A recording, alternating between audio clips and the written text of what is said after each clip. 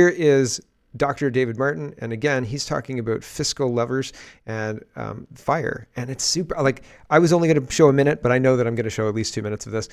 It's very interesting. I don't think that you're going to be sitting there looking at your watch during this one. Dr. David Martin on why fire and what that does. Reappropriates land. Here we go. It's a land grab. Here we go. You know that the Dust Bowl and the Great Depression happened together because industrial agriculture wanted to close down the family farm. Now, that's an objective fact. If you go back and look at it, we didn't have climate change. We had a manufactured financial crisis that did not affect family farms, but was taken from the large corporate banks and infected the family farm banks, which gave rise to the incapacity for farmers to farm. The Dust Bowl was a banking crisis. It was not an environmental crisis. If you look at the bizarre nature right now of the people who... So that's where the censorship on the internet now is, and the attempt to remove the ability to make money on the internet, except in small niche areas. It's an attempt to control in the same way. And the push now to take control of family farms is a similar attempt to take control and money, generational money.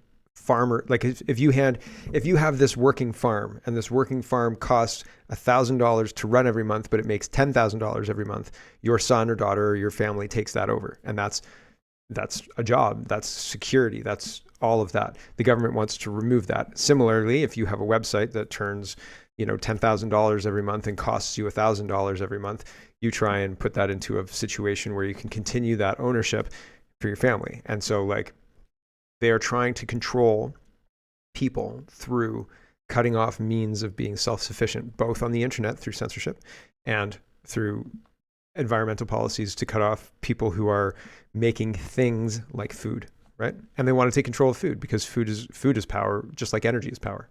Who are administering the campaign of terror on CO2 emissions, and you're watching them let forest fires be started and burned with impunity. You sit back and go, well, hold on a minute. I thought carbon dioxide was bad. So why are we increasing the carbon dioxide by taking trees out of circulation? Well, the answer is land reappropriation. That's what it's about. It's about reappropriating land. And the best way to reappropriate land is to have a fire. That has been the case since the Old Testament. So this is not a new thing. This has been around for thousands and thousands of years. When humans cannot win on a fair playing field, they use fire. And they use fire to destroy an old appropriation of land and reappropriate it to a new use. There's no question that what is going on in Canada right now is a massive, massive, massive land grab where the state will come in its largesse and propose new development of what? Of things that will be pro-state. That's not a human recovery. And by the way, as much as Maui may or may not be the sum of a series of electrical failures, there is no question that the power systems in Maui were not managed to diminish the risk of fire. We will not say, and I will not say they necessarily intentionally set them. I'm not going to get into that conversation. What I will say is that very simple safety protocols, like if lines are down, don't send energy back into a down line. Those kinds of things were not done. So basic things like water in fire hydrants, not done, right? Very interesting. Here's what's happening in the Shuswap, and somebody's questioning, hey, everybody on the internet, how come this fire hydrant doesn't have any water in Celestia, Shuswap Lake? Here we go. Trying to fill up the if somebody on Facebook or Instagram could tell me how to why there's no water in the water hydrant. Yeah, you're gonna tell me if it's because of power. It's possible, but I'm very, very suspicious. So no water in the fire hydrant. It seems like one of those things that should not be happening, right? Here's a minute and a half, and it's kind of a mashup of a whole bunch of different videos, people confronting roadways that are blockaded, people trying to get to their homes, people trying to get to their neighborhoods to protect neighbors' homes, people trying to bring food in. And there are two sides. One side is, this is a disaster area. You have to listen to the people who are running the disaster zone, and you could put people at risk if you go in there and you get trapped yourself, and so on and so forth, and they'll have to rescue you. And the other side is, it's their life to put at risk if they want to ignore the advice by the police and carry on into their residential area. There's no law that can stop them. And I think I'm in the second camp. I don't think they should have spike strips. I don't think they should be able to stop people. There's reports of people being stopped leaving places where there are fires. Like if there's no evacuation order, they're being sent back to their homes, even if they have fire that are nearby. And that was starting to crop up yesterday. That was the first time I had seen that people weren't allowed to leave. But very interesting stuff. Here's just a minute of this. Here we go. It's going to be a problem. Yeah. I am feeding the whole town right now. I've been ordered not to let anyone across the bridge, so you can go through CSRD and see if they'll let you through, but right now you're not allowed across the bridge. The spot fires aren't on my property, but the 100 acres of bush. That's where the liability issue comes in. But That's I when can't you can't be out. I also just want to know, so if I walk across right now, You can't. so I'm going to be arrested if I go across that bridge? So who just told me that I can walk? So I'm not, literally cannot get over there. Why are we wasting these resources right now on this? That's just the way it is. It's happened and nobody's allowed across the bridge. Okay, what has happened exactly? So you were instructed to stop everyone who comes across this bridge? Correct. And so for what reason? I was given an order and I'm following that order. Okay, what is the order exactly?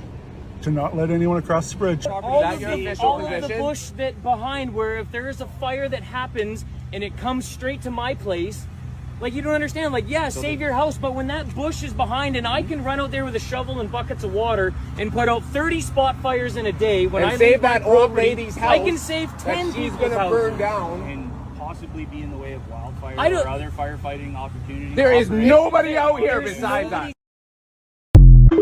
They're saying there's nobody out here besides us. There's no other fire crews. There's nobody doing this. Let us do this. Here is the other day I was talking to the Canada Poly chat. I said, anybody know how to make a laser? I've seen lasers. I've seen like on, what's it called? One of those group purchasing websites where they have trinkets and toys and things like that. And it was somebody shooting balloons with a laser from across a room, and they had like multiple balloons, and it was like pop, pop, pop, and they're like, get your own laser, blah blah blah blah blah. And so I was like, I'm pretty sure you can make a laser or get a laser. I wanted to test this theory of the blue things not burning, and somebody correctly pointed out that you could change the wave frequency of the laser to burn blue things if you wanted to change the frequency of the laser. I guess I believe that that's probably true. You could, I absolutely, if this is true, and this appears to be true, here are two plastic lids and a laser in a garage, and the laser is shooting the blue plastic lid, and the blue plastic lid does not burn, but the green plastic lid burns. So we're going to go through that. So it's plausible to me that you could change the calibration of the laser somehow, just like in Star Trek, to make sure you have a couple more shots against the Borg, right? You change that phaser frequency calibration.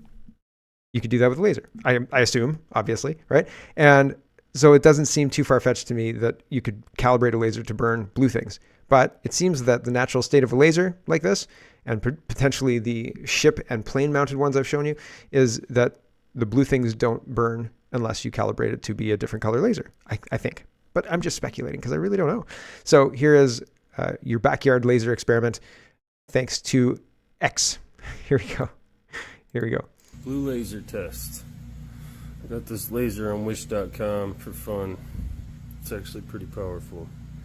I've been shining it on this blue plastic lid for about 5 minutes now. Nothing. But when I go try it on a different color, like this green,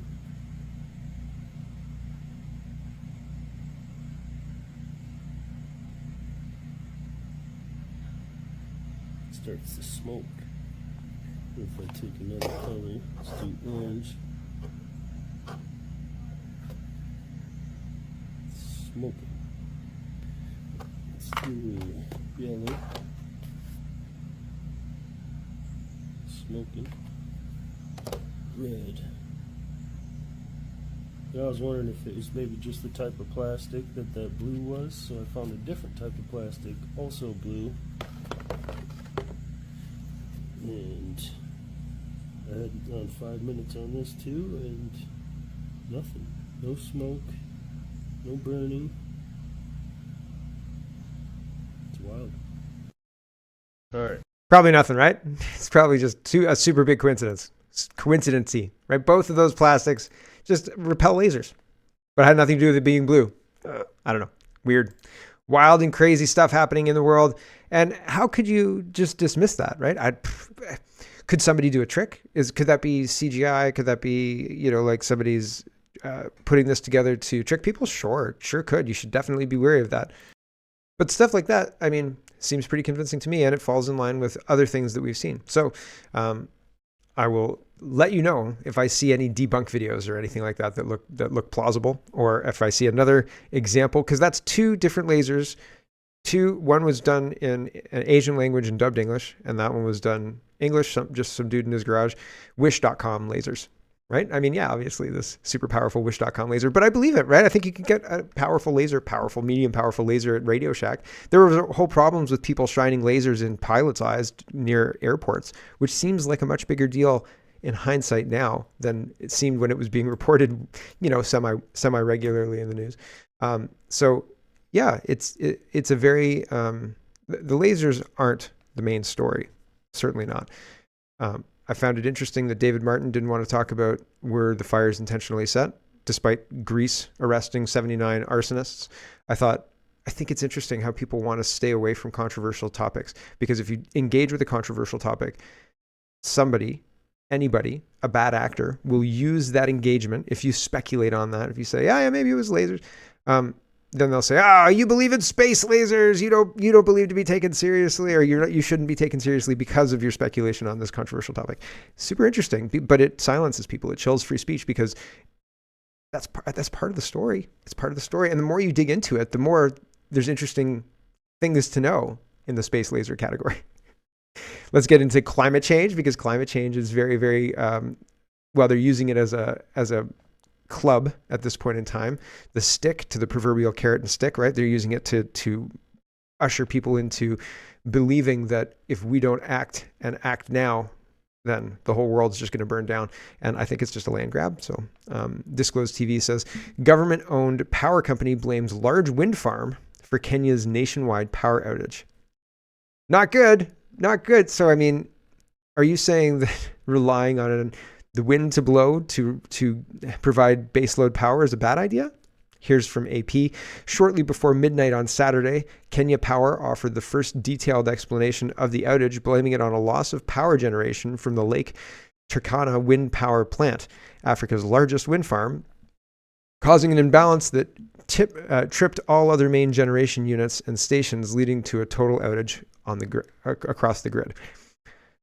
Wild. Like, if you don't have base power, so we use natural gas or some combination. I think in Ontario, I guess we use nuclear as base power at this point in time, but a lot of the country uses natural gas, LNG, whatever, to provide base power. Alberta has a whole, there's a specific Twitter profile that I follow that gives the breakdown. Hold on.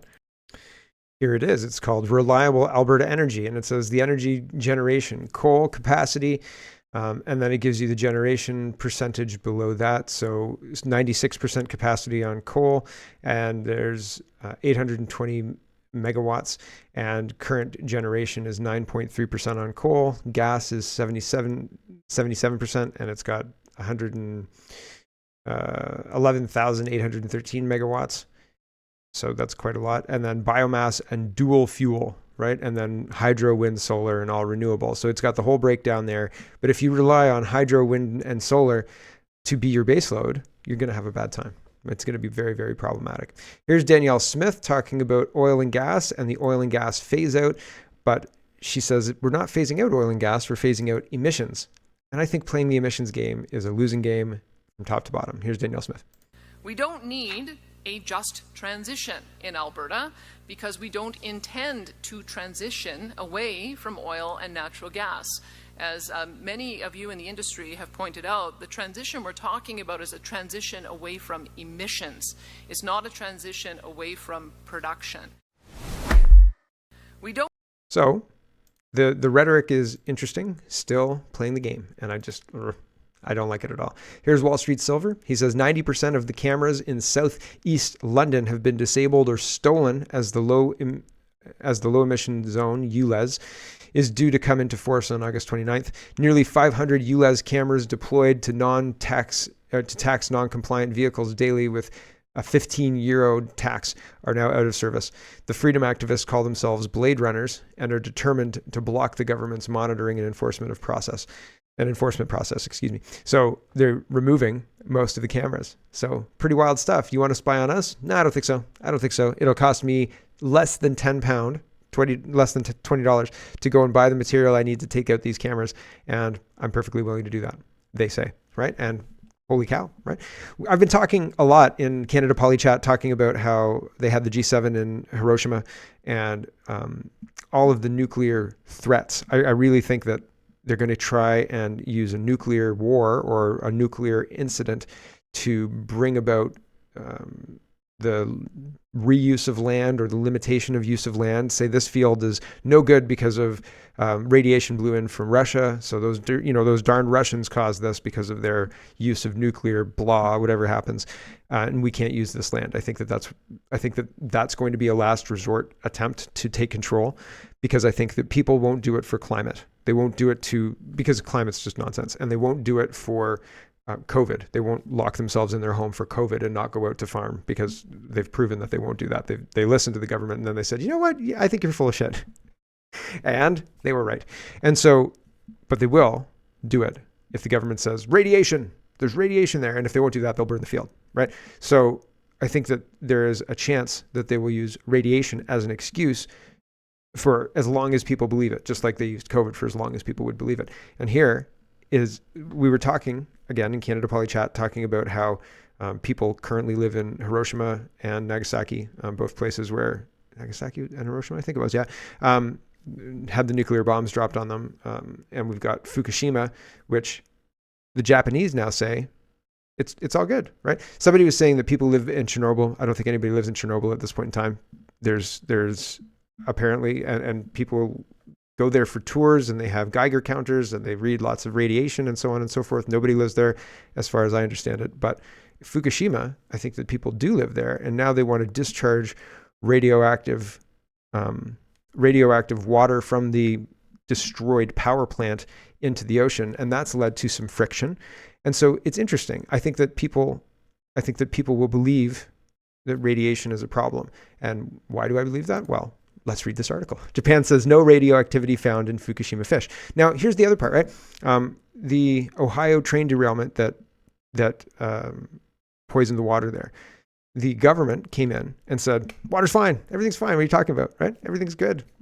Here's the water from the tap. I think, did somebody drink it? I can't remember if a government official came down there and drank it.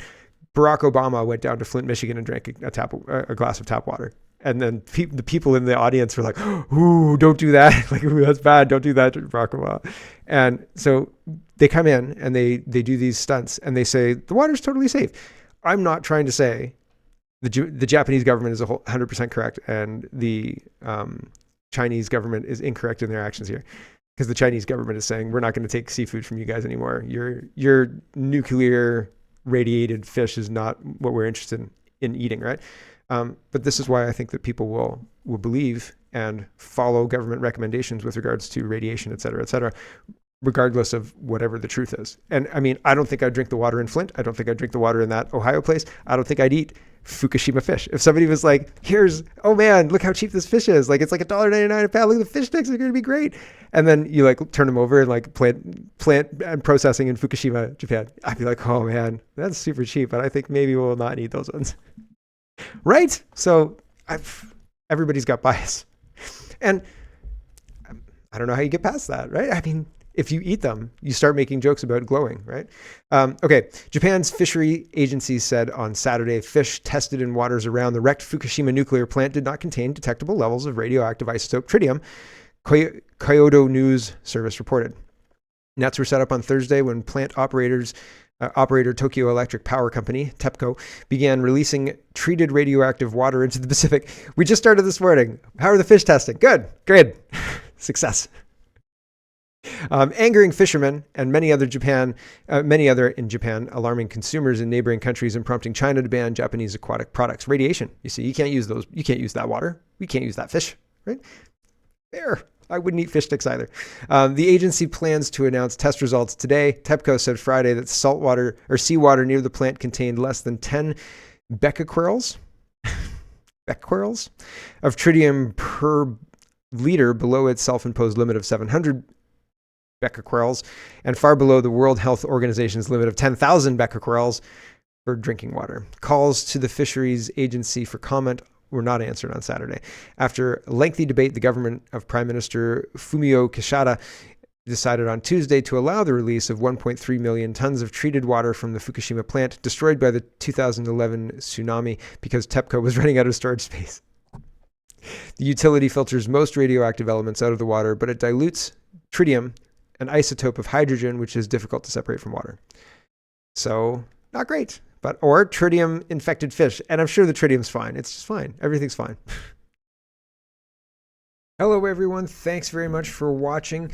This is just a short version of a longer show. If you'd like to get the whole show, you can go over to CanadaPoly.com and sign up for a subscription. Just look in the drop-down tab for Shop and Donate and look for subscriptions, and you'll get immediate access to the full show. Love to see you. Thanks for watching, everybody. Have a wonderful, wonderful